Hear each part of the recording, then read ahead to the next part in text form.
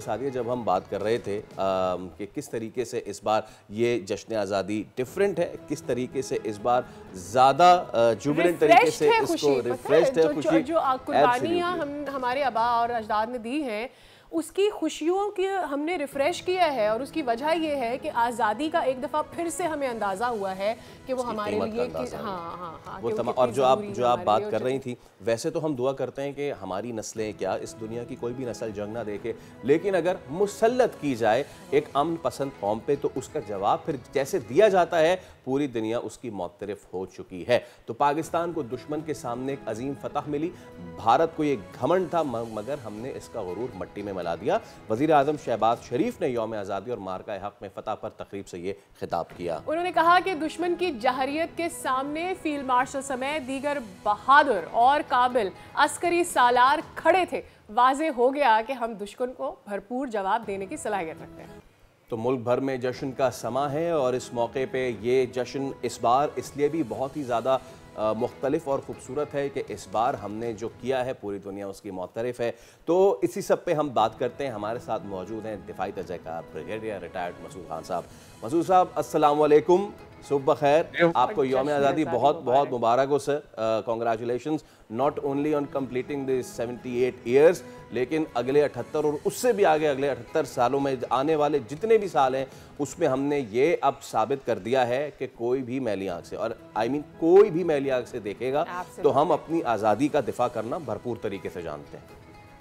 यहाँ बहुत शुक्रिया, आप दोनों को भी 78वां यौम आज़ादी मुबारक हो। और पाकिस्तान ने यकीनन हमने साबित किया है, और जो पिछले 3 महीने थे ख़ास तौर पर मार्के हक और बुनियाद मरसूस ने, हम कह सकते हैं वी हैव चेंज और रीशेप कर दिया है the dynamics in South Asia Indian Ocean region में।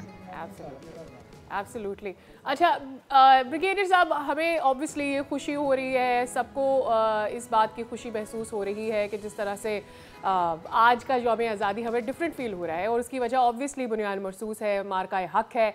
लेकिन ये हमारी जो आने वाली जनरेशन्स है, और ख़ास तौर पर ये जो जनरेशन है, कुछ देर पहले हम एक तकरीब देख रहे थे और मुझे ये महसूस हो रहा था कि इन बच्चों के लिए ये बहुत मुख्तलिफ है। ये पूरा एक्सपीरियंस उनके लिए किताबों में पढ़ने के बाद और उसको देखना, ये उनके लिए बहुत, उनका कॉन्फिडेंस ही अलग है पाकिस्तान पर अब।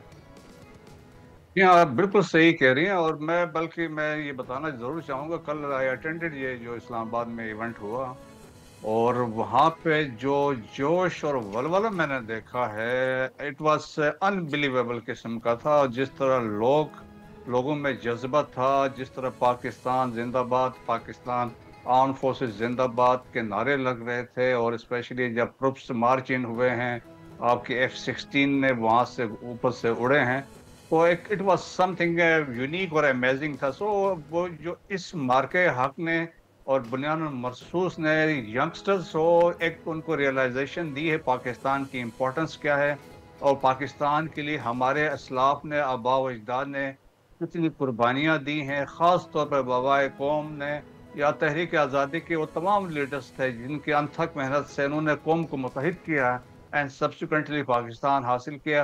आज ये हम रियलाइज करते हैं कि इंडिया में देखें 20 करोड़ मुसलमान हैं, वहाँ उनकी क्या हालत है, जिस तरीके से उनको थर्ड रेटेड सिटीजन है, दलित से भी नीचे उनको ट्रीट किया जाता है।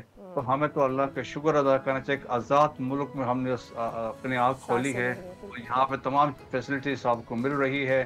तो हमें शुक्र अदा करके पाकिस्तान के तामीर और तरक्की में हमें अपना हिस्सा डालना चाहिए, और अफवाज पाकिस्तान के शाना बशाना के साथ खड़ा होना चाहिए। सब्सक्राइब करें और बेल दबाएं ताकि कोई खबर रह न जाए।